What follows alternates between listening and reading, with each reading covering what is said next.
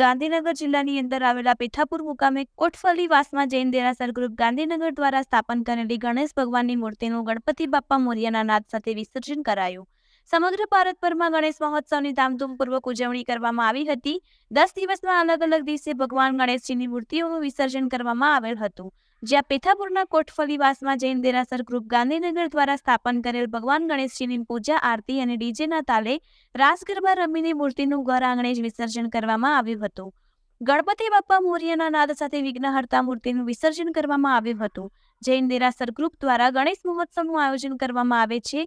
આ વર્ષે પણ ગણેશ મહોત્સવની ધામધૂમપૂર્વક આયોજન કરવામાં આવેલ હતું.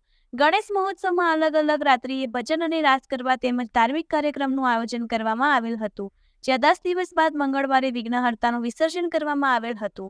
વિસર્જન દરમિયાન આવેલા ભાવિક ભક્તોએ ગણપતિ બાપ્પા મોરિયાના નાદ સાથે બાપાનું વિસર્જન કરવામાં આવેલ હતું.